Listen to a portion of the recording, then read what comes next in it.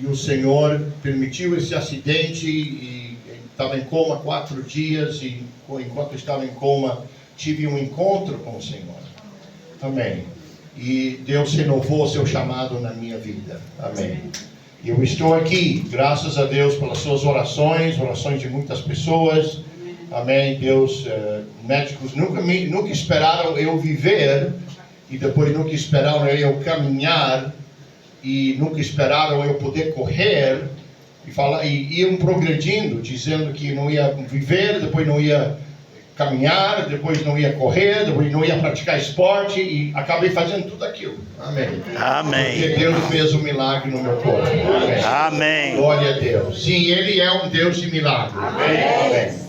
Glória a Deus. Ele é um Deus de milagres. Eu estou aqui, graças a Deus, pela bondade do Senhor, pela mão poderosa de Deus, e agradeço as orações dos irmãos. Amém. Do livro de Salmos, capítulo 40, versículo 1. E diz assim: esperei confiantemente no Senhor, pelo Senhor. Ele se inclinou para mim e me ouviu, quando clamei por socorro. Tirou-me de um poço de perdição, de um tremendal de lama. Colocou-me os pés sobre uma rocha e me firmou os passos. E me pus nos lábios um novo cântico, um hino de louvor ao nosso Deus. Muitos verão estas coisas, temerão e confiarão no Senhor. Aleluia. Bem-aventurado o homem que põe no Senhor a sua confiança e não pende para os arrogantes, nem para os afeiçoados à mentira. São muitos, Senhor, Deus meu, as maravilhas que tem operado e também os teus desígnios para conosco. Aleluia. Ninguém há que se possa igualar contigo. Se eu quiser anunciá-los e deles falar, mas são mais do que se pode contar. Amém. Glória a Deus. Eu levo você essa noite, irmãos, ao livro, ou seja, a uma outra versão que eu quero ler essa noite, se esse aparelho aqui me permitir. Amém. E eu estou lendo da nova Almeida atualizada. E dê-me um segundo aqui.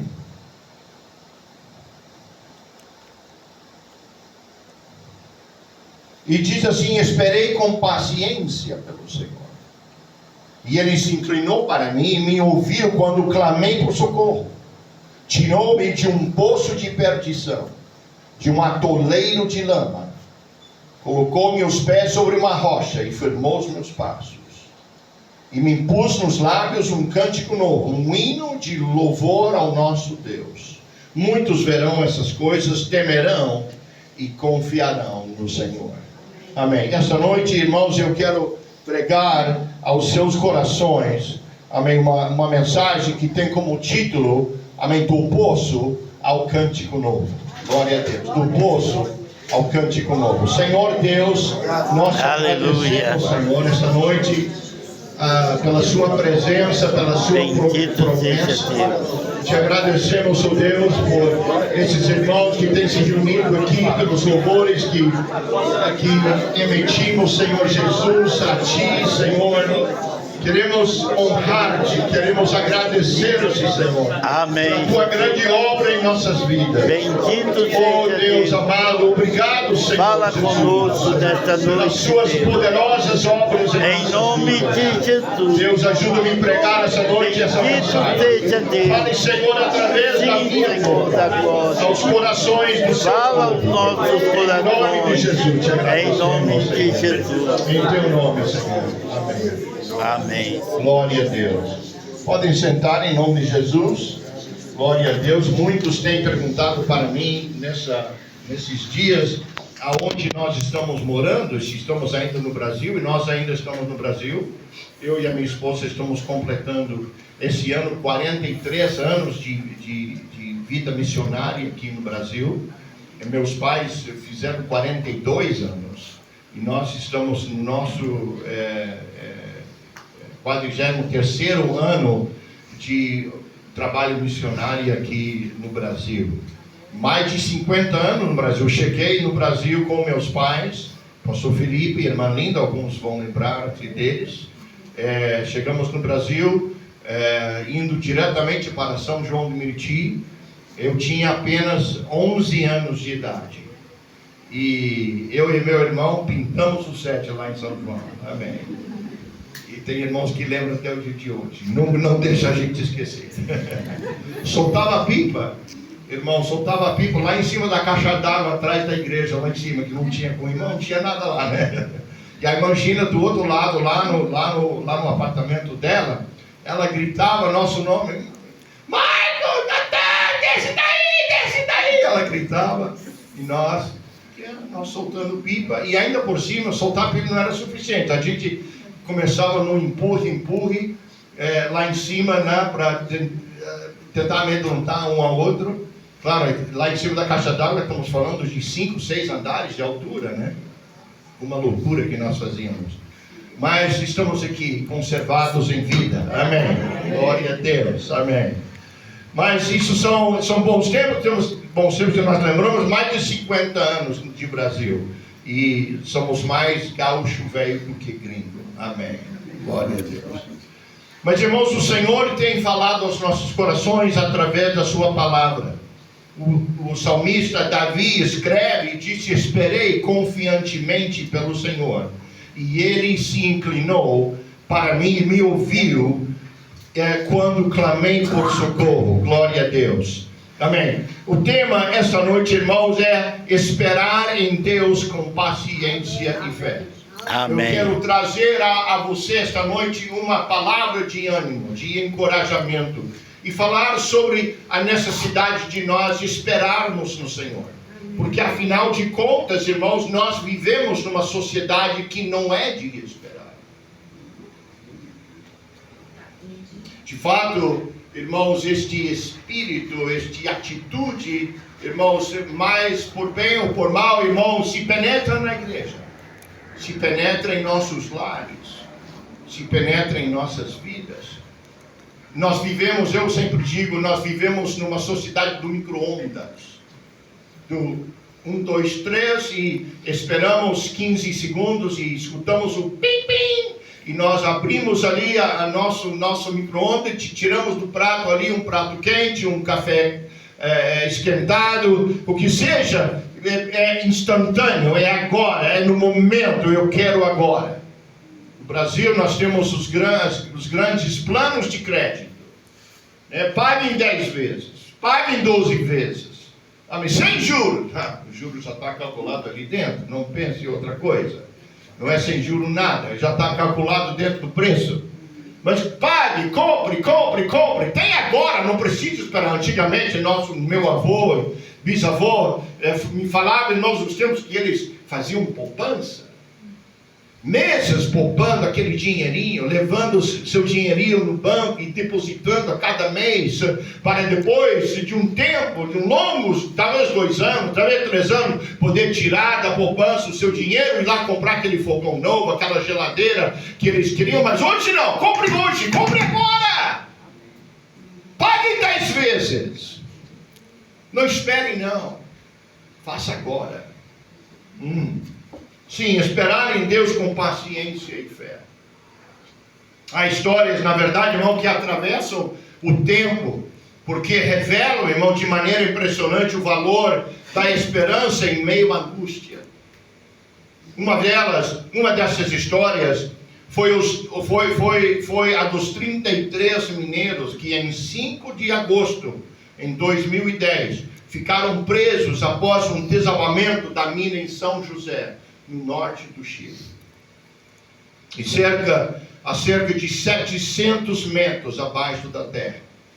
Sim, foram 69 dias, 33 homens enterrados, soterrados na terra ali, na escuridão. 69 dias eles viveram entre a escuridão, a incerteza e o clamor, sem saber se haveria socorro, se haveria resposta, sem saber se haveria saída.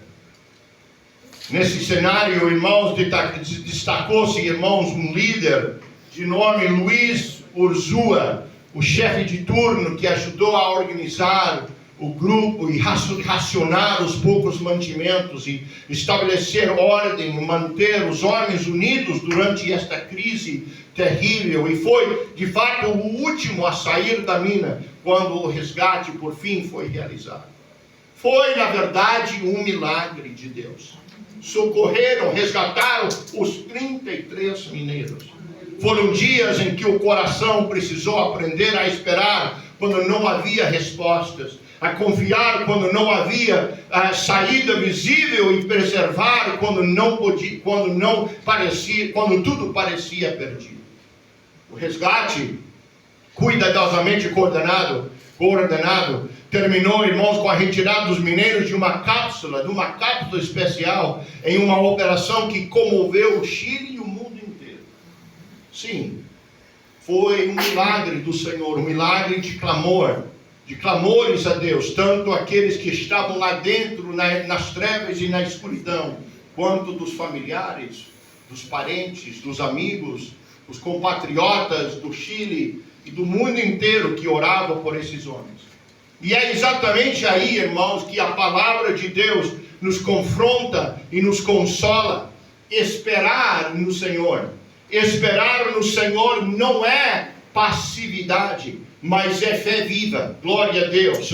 Não é desistência, mas confiança perseverante. Não é ausência de dor, mas certeza de que Deus continua no controle, mesmo quando a vida parece soterrada.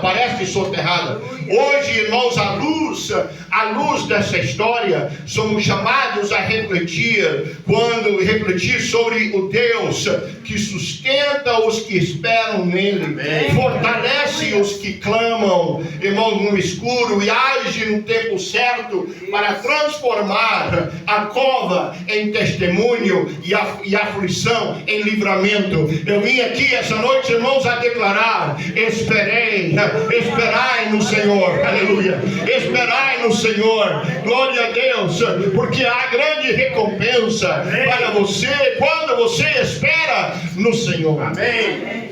Ele me tirou de um poço de destruição, de um atoleiro de lama, pus os meus pés sobre uma rocha e me firmou os passos. Amém. Esta é uma promessa para você, meu irmão, minha irmã, que se encontra hoje num atoleiro, amém, num poço de escuridão, de incerteza, não sabendo o que te espera para o amanhã. Amém. Há esperança no Senhor. Amém. Eu encorajo você hoje a levantar os seus olhos. Glória a Deus. Falei hoje à tarde, irmão, da necessidade de cuidarmos, irmãos, do nosso relacionamento vertical. Que ao cuidarmos do nosso relacionamento vertical, Deus vai tomar conta, irmão, do nosso relacionamento horizontal. Glória a Deus. Da nossa situação, dos nossos, das nossas famílias, das nossas vidas. Glória a Deus. Ele vai cuidar de nós. Eis que eu estou convosco todos os dias, até a consumação, amém, dos séculos. Glória a Deus. Sim, esperei com paciência pelo Senhor, e Ele inclinou-se e ouviu o meu clamor. Aleluia. A espera é parte da vida cristã. A espera é parte da vida cristã. Há esperas que nos moldam, esperas que nos provam, esperas que nos aproximam de Deus. Há personagens bíblicos que literalmente clamaram do fundo de um poço, de uma caverna, ou lugar de aflição. Suas histórias ilustram de forma poderosa o tema de esperar no Senhor. Amém. Assim nós clamamos a Deus e pedimos: Senhor, me tira daqui. Senhor, me socorra, Senhor. Não podemos, irmãos, esquecer que Deus está fazendo ou realizando uma obra em nós. Talvez precisamos mudar a nossa oração e precisamos pedir ao Senhor que nos revele, que nos mostre o que é aquilo que Ele quer ensinar-nos durante este momento. O que é que eu posso aprender durante este momento de escuridão, de incerteza? Nesse momento na qual eu me encontro num lamaçal de escuridão, de situações da minha vida, o que eu posso aprender? Os primeiros versículos deste salmo nos mostram as experiências de uma alma que passa das trevas para a luz, das misérias, de uma condição de perdição para as alegrias de uma salvação plena. Ele estava angustiado em um poço de perdição, num atoleiro de lama, como diz o versículo 2, nossos pecados, nossas circunstâncias espirituais, nossas emoções e sociais, nossas circunstâncias emocionais e sociais são as cordas pelas quais fomos arrastados para a terrível escuridão. Sim, a fim de nos afundarmos no atoleiro. Amém. É terrível o despertar de alguém quando descobre que essa é a sua condição. As paredes são lisas, escorregadias. O atoleiro é profundo, parece que quanto mais nós nos debatemos ali, mais nos aprofundamos. Quanto mais eu tento sair por minhas próprias forças, mais afundado eu estou. Qual é a esperança da minha saída? Como é que eu posso sair dessa situação terrível? Amém. As dores do inferno se apoderam das nossas mentes, dos nossos corações. O poço pode ser injustiça ou pecado. A caverna pode ser medo, depressão. O atoleiro pode ser consequências sociais ou espirituais, mas em todos os casos, o clamor sincero é ouvido por Deus e Ele se inclina para nos resgatar. Eu repito, irmãos, Ele se inclina. Oh, glória. Eu vim dizer para alguém aqui essa noite que Ele está inclinando-se para, amém, o seu grito, para o seu clamor. Aleluia. Ele não está negando o seu clamor. Ele não está de viagem ou de férias. Não, Ele está inclinado. Amém. Escutando o seu clamor. Ele te ouve. Amém. Ele vai te socorrer. Amém. Vai ser um milagre de Deus. Vai ser algo milagroso. Amém. Você não vai poder gloriar-se, porque os outros e você também, sua família, vai saber que isto foi obra. Aleluia. Aleluia. Aleluia. Davi expressa e disse: e Ele me tirou do atoleiro. Aleluia. Aleluia. Foi um milagre de Deus. Glória a Deus. Temos a certeza de que nosso clamor é ouvido. Amém. Ele se inclinou para mim e ouviu o meu clamor. Que misericórdia, que misericórdia, que misericórdia, que esse abismo, irmãos, não seja sem fundo. Glória a Deus, e que aquele ouvido de misericórdia, de graça, cheio das graças de Deus, continue atento. Glória a Deus, que aquele ouvido, amém, possa nos ouvir. Jonas, irmãos, clamou do ventre do Seol, sim, do Seol, das profundezas do mar, na barriga de uma baleia. Ele clamou desde a profundeza do mar, amém, de um lugar escuro, de um lugar incerto, de uma situação de morte. Ele clamou ao Senhor. Oh Deus, Senhor, amém. Um homem que fugia da presença de Deus, um homem que não tinha dado ouvido à voz do Senhor, que pensou que ele mesmo podia tomar a sua própria vida nas suas próprias mãos. Talvez eu estou descrevendo você, talvez eu estou descrevendo a sua situação, fugindo do Senhor, fugindo de Deus, fugindo da casa do Senhor. Talvez você está aqui para dar a Deus uma última oportunidade. Talvez você está aqui essa noite, amém, para dar a Deus uma última chance, amém, para falar contigo, para socorrer você. Essa noite é sua oportunidade. Você está nas profundezas do Senhor, amém. É hora de clamar, é hora de consertar, glória a Deus, o seu relacionamento vertical com Deus. É hora de agarrar-se no Senhor. Ele é um Deus de misericórdia, Ele é um Deus de grande amor, Ele é um Deus, irmãos, que nós não podemos nem imaginar a altura, a profundidade, a largura do seu amor, aleluia. E Ele está aqui nessa noite. Você tem sentido a sua presença, glória a Deus, e Ele tem um milagre para você.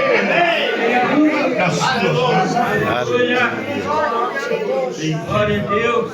Salmo 40, versículo 1 é um dos textos mais profundos da Bíblia sobre a confiança em Deus. Para entender a profundidade de esperar e paciência neste verso, precisamos olhar para aquela linguagem original, o hebraico. E lá, porque lá ocorre algo fascinante.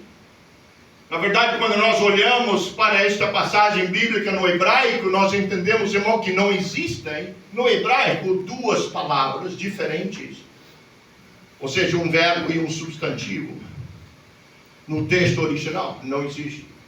Em vez disso, o autor usa uma técnica que se chama gramatical, é uma técnica de repetição, apenas de repetição, para dar ênfase a uma única raiz verbal.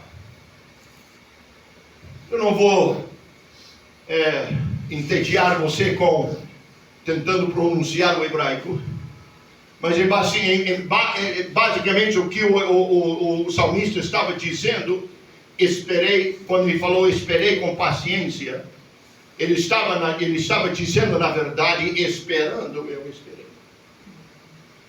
Esperando eu esperei. Agora, no português isso soa um pouco redundante. Sim, quando você diz que está esperando, quer dizer que você esperou. Mas aqui no hebraico, irmãos, eles querem dar ênfase. Foi traduzido, na verdade, esperei confiantemente. Esperei com paciência. Esperei, na verdade, intensamente. Os tradutores para o português adicionaram a palavra paciência ou confiantemente para tentar capturar a força e a intensidade desta repetição dupla. Então, o raiz, kavá, que é o raiz hebraico, o raiz do verbo usado por Davi aqui, kavá, o significado dessa palavra vai muito mais além de apenas aguardar o tempo passar.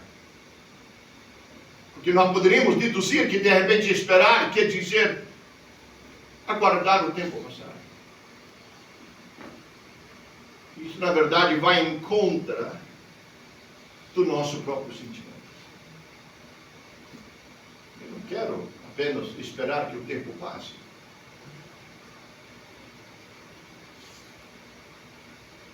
Meu avô, hoje falecido, muitos anos falecido, pai do meu pai. Ele era da antiga guarda. E quando ele via que eu estava impaciente no meu meninice, ele dizia para mim sentar. E ele, eu não sei a tradução em português, eu vou explicar porque ele dizia para mim, eu dizia para ele, eu vou fazer o quê? E ele dizia, twiddle. Agora, essa palavra, irmãos, quer dizer o seguinte, ele me ensinou a fazer isso, não sei como se diz em português, mas une as mãos e faz assim.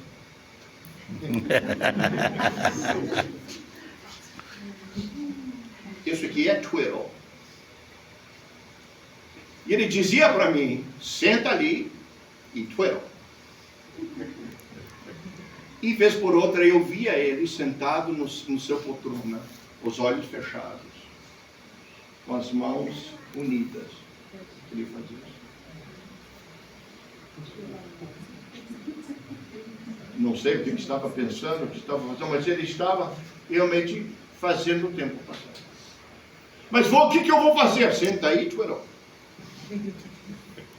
Ah, que aborrecimento. Ai, que chatice. Porque na verdade, irmãos, isso vai em contra da nossa natureza. Nós, principalmente eu como menino, cheio de gás, cheio de vontade, queria brincar, que não queria gastar meu tempo. Eu me lembro, claro, meu pai pastoreava, nós ia para a escola dominical domingo de manhã, né? E tal, e fim de semana eram 2 dias para eu brincar. Então, nós íamos para a escola dominical, tinha a escola dominical, e nós embarcávamos no carro, estávamos indo de volta para casa, e eu fazia de tudo para não cochilar. Porque se eu cochilava, meu pai olhava no retrovisor e dizia, chegar em casa você pode tirar uma soneca. E eu não queria tirar soneca, mas de maneira nenhuma. Eu queria chegar em casa, queria comer o almoço rapidamente, e eu queria sair no pátio para brincar. Claro, naqueles dias não tinha videogame, não tinha internet, não tinha nada disso. A gente brincava lá fora, com a bola, né, com a bicicleta.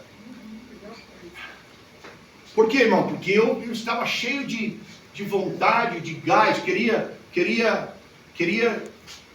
desfrutar do tempo. Nós queremos desfrutar do tempo que nós temos. Não queremos assim apenas fazer o tempo passar ou aguardar o tempo passar. O sentido literal, irmãos, tenda para criar uma tensão. Uma tensão. Originalmente a raiz de cavar está ligado à ideia, irmãos, de amarrar ou trançar fios para fazer uma corda forte. Uma corda trançada, irmãos, é feita para suportar mais tensão sem arrebentar. De fato, irmão, diz em Eclesiastes capítulo 4, versículo 12, diz, cordão de 3 dobras não se rompe com facilidade. Entendemos este conceito? Então a palavra kevá quer dizer ou implica, irmãos, que nós devemos estar trançando, irmãos, trançando uma corda um fio de várias cordas para fortalecê-la, para que ela possa suportar a tensão que vai haver. Esperar, quer dizer, traçar a corda. Suportar a tensão. Não é uma espera passiva, irmãos, onde você cruza os braços e se conforma com o destino. É uma espera cheia de tensão, com os olhos fixos naquilo que se espera, amém, como um elástico estirado ao máximo, onde Deus está trançando. Amém. Será que nós estamos permitindo que o Senhor, amém, nos trace, amém, que nos forme, amém, que nos faça sentir aquela tensão? Mas eu não gosto dessa tensão, eu não gosto dessa espera, eu não gosto dessa ansiedade, dessa expectativa, eu quero que se realize de uma vez. Mas o Senhor está operando. Amém. O Senhor está realizando a sua obra em nossas vidas. Está nos traçando em um caráter mais forte, mais santo, do fortalecimento da nossa fé. É o trabalhar de Deus em nossas vidas, amém, glória a Deus, amém, que quando Davi diz, que vá que viti, esperando eu esperei, ele está unindo a tensão da raiz cavar, amém, com a intensidade da repetição gramatical. O quadro que se forma nos ensina 3 coisas. Primeiramente, não foi uma espera fácil. A repetição sugere uma resistência ao longo do tempo. Resistência ao longo do tempo. Sim, Davi esperou. Esperou mais um pouco. E continuou esperando. Houve um período, irmãos, prolongado e doloroso, onde a resposta de Deus não era visível, mas ele manteve a corda esticada. Davi não se desesperou. Amém. Segunda coisa foi uma espera ativa, uma espera de fé. Sim, a paciência, amém, de Salmos 40, amém, não é resignação fatalista. E nós vemos isto muito, irmãos, entre nós irmãos. Nós vemos isso. Seja o que Deus quiser. Uma resignação fatalista. Uma postura, irmãos, na verdade uma postura atenta. É uma postura vigilante. Davi estava ativamente olhando para Deus e aguardando que Ele agisse. Amém? Assim como uma vigia aguarda o amanhecer.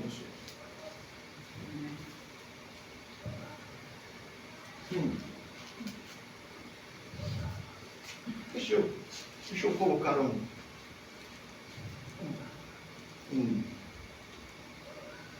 um pensamento aqui. Quando nós nos aproximamos do Senhor em oração, nós esperamos, irmãos, o agir de Deus. Nós queremos que Deus haja. Nós queremos algo imediato, queremos algo agora. Nós queremos que Deus se coloque em movimento. Mas eu venho a dizer aqui essa noite, irmãos, que mesmo quando nós oramos e oramos com fé, e não vemos o movimentar, ou seja, não vemos o agir de Deus, Ele ainda é Deus. Amém.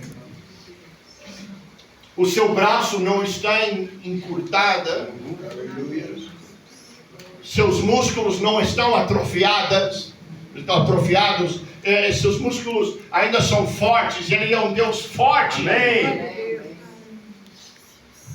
Talvez eu não estou vendo Ele agir, mas Ele ainda é o Senhor, Ele ainda é Deus. Amém. Eu posso acordar pela manhã, ainda no atoleiro, ainda na escuridão, eu posso levantar. O segredo é levantar os olhos, é ver aquele raio de luz que vem de cima. Eu estou no poço da escuridão. Eu estou lá no poço, na profundeza, no atoleiro. Amém.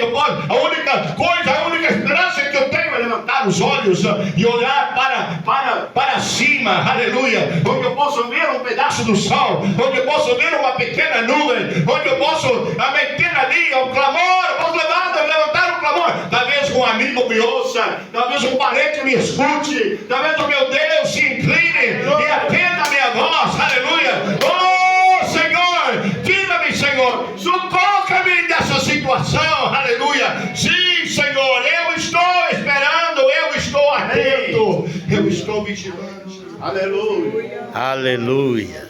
Estou na expectativa de um agir de Deus. A terceira conclusão que tiramos disto é que resultou em resgate. O Salmo continua dizendo: e Ele se inclinou para mim e ouviu o meu clamor. Amém.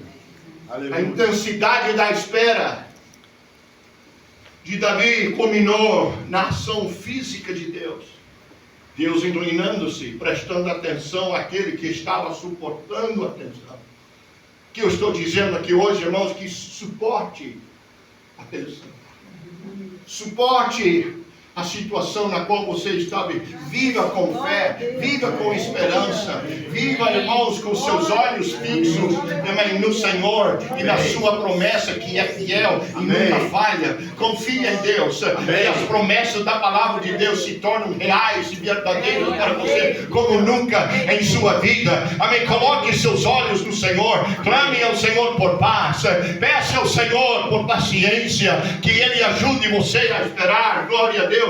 Em resumo, no Salmo 40, verso 1, esperar com paciência significa suportar a tensão do tempo e da angústia, mantendo a mente e o coração totalmente amarrados, isso é, focados na esperança de que o Senhor intervirá. Aleluia. O Senhor intervirá, o Senhor vai me tirar daqui. Glória a Deus. Jonas, no capítulo 2 de Jonas, versículo 1 e 2, no ventre do grande peixe, Jonas clamou, da minha angústia clamei ao Senhor, diz aquela passagem, e Ele me respondeu, do ventre do abismo gritei, e tu ouvistes a minha voz. Oh sim, irmãos, Ele vai ouvir a sua voz, da profundeza do profundo, aleluia, do profundo da profundeza, aleluia, Ele vai ouvir a sua. Amém. Aleluia. A lição que nós tiramos dessa passagem é que mesmo no poço mais profundo, Deus ouve o clamor. Amém. Davi, em 1 Samuel 22, refugiou-se, irmãos, na caverna de Adulão, perseguido por Saul. Ali clamou, e ali compôs salmos de confiança, hinos de louvor. Qual é a lição que tiramos desta passagem? Que a caverna pode ser um lugar de umidade, de escuridão, de solidão. Mas também pode ser um lugar de encontro com Deus, de fortalecimento para nós. Amém. Amém. Aleluia. Amém. Glória a Deus. Amém. Então, essa noite, irmãos, eu quero concluir as minhas palavras. Tinha várias coisas ainda para falar, descrever essa situação que ele se encontrava. Sim. Estar no poço é escuro. Estar no poço é escuro. E barulhento, talvez. Assustador. Mas o Salmo 40 nos convida a transformar o nosso desespero e ansiedade em um clamor focado.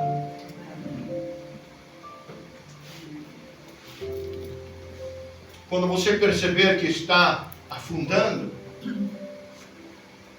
pare de se debater com as suas próprias forças. Agarre-se à corda da confiança em Deus e Amém. suporte a tensão da espera. Aleluia. Diga ao Senhor, está bem, Senhor. Quando nós estávamos por sair da América, muitos anos atrás, mais do que 50 anos atrás, estamos falando no princípio dos anos 70,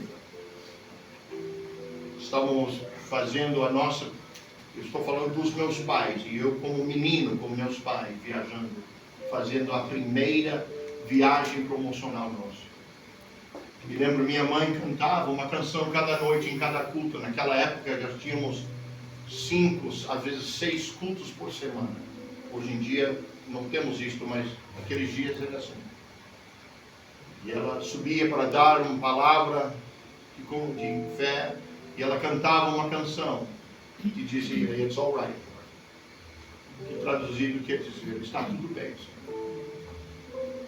Ela, na verdade, estava cumprindo um chamado que Deus colocou na sua vida como uma jovem de 13 anos de idade, quando ela recebeu o Espírito Santo e foi a única convertida da sua família.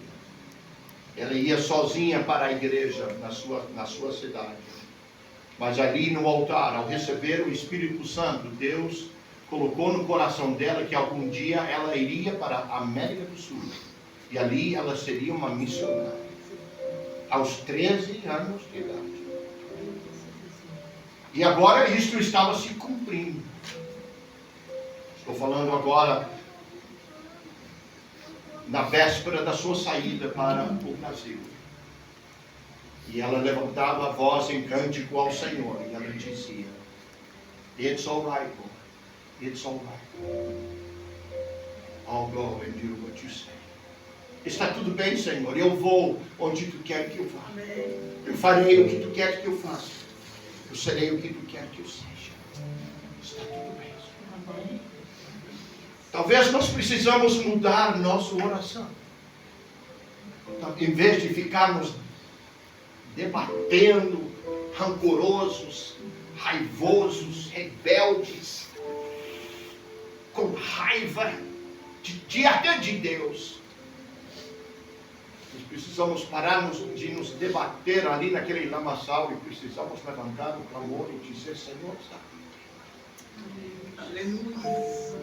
Seja comigo, Senhor, o que tu quiser. Como Maria, sem compreender o que foi colocado sobre sua vida. Tu és a eleita, tu és a chamada, tu és a escolhida, disse o anjo. Senhor, como será isto? Não conheço homem nenhum. Não, não te preocupe, o Espírito Santo virá sobre ti. Tu conceberás e darás à luz um filho, pelo qual seu nome será chamado Jesus. Sem compreender. Não me diga que ela compreendeu, porque ela não entendeu. Ela disse, Lucas capítulo 1, versículo 37 por aí. Ela disse: Senhor, que seja comigo como tu queres, Senhor. Ela nem imaginava a rejeição social que ela ia experimentar, as dúvidas, o seu próprio noivo agora se afastando dela, não querendo se unir com ela, porque agora ela se encontra grávida. O noivo recebe uma revelação divina e com certa relutância, com certo receio, ele se une a ela. Mas por toda a vida, você vê, eu creio que José lutou com isso toda a sua vida. A rejeição social. Talvez o seu próprio negócio de carpintaria sofreu por causa disso. Mas assim mesmo ele foi disposto e obediente. Eu pergunto a você hoje, será que nós estamos dispostos a sermos desobedientes ao Senhor e dizermos ao Senhor: Senhor, está tudo bem. Eu estou aqui, Senhor, porque eu sei que tu tens um propósito. Está tudo bem, Senhor. Deitado na cama do hospital, com minha perna direita em tração, tendo recém acordado, despertado de uma coma de 4 dias. Eu também disse ao Senhor: está tudo bem. Eu vou abandonar os meus planos de uma carreira. Eu já estava estudando contabilidade e eu estava fazendo grandes planos. Eu ia ter uma auditoria contábil, uma firma de auditoria empresarial. Eu estava fazendo planos, meus professores estavam me ajudando, me incentivando. Eu estava contando a pessoas na igreja que ficavam me olhando assim: mas pastor, mas Miguel, tu sempre disse que ia ser pastor, mas agora isso. Mas eu estou mudando, eu estou fazendo minha vida.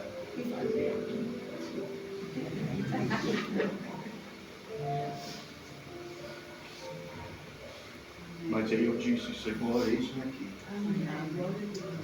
Eu vou, Senhor, onde tu queres que eu vá, porque afinal de contas, esta oração que minha mãe orou, não sei como ela fez, mas ela fez uma placa muito bonita, feita de gesso, e essa placa estava pendurada na parede da nossa casa, na entrada, ou seja, na saída da sala para os quartos, descendo pelo corredor.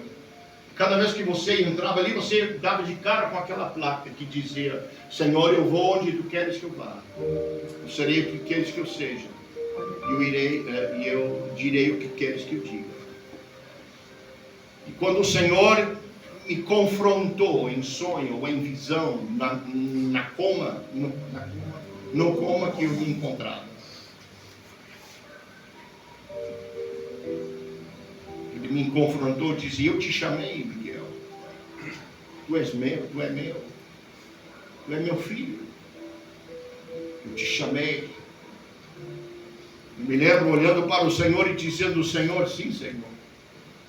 Me lembrei daquela placa pendurada na parede da nossa casa. E eu orei: Senhor, eu vou onde queres que eu vá. Eu serei o que queres que eu seja. E esta é a minha oração hoje. Eu direi o que tu queres que eu diga, Senhor. Aqui está a minha vida. Ele me tirou daquele lamaçal. Ele me tirou daquele lamaçal da vida na qual eu tinha me metido. Ele me tirou, Ele me livrou. Ele firmou os meus pés. Ele firmou os meus passos. Oh, meu irmão, Ele está aqui essa noite. Colocamos-nos de pé. Não sei se alguém quer vir ao altar ou fazer da sua cadeira um altar. Eu gostaria que toda a igreja viesse. Eu não sei qual é o costume aqui. Amém. Talvez afastar as cadeiras para que caiba todo mundo.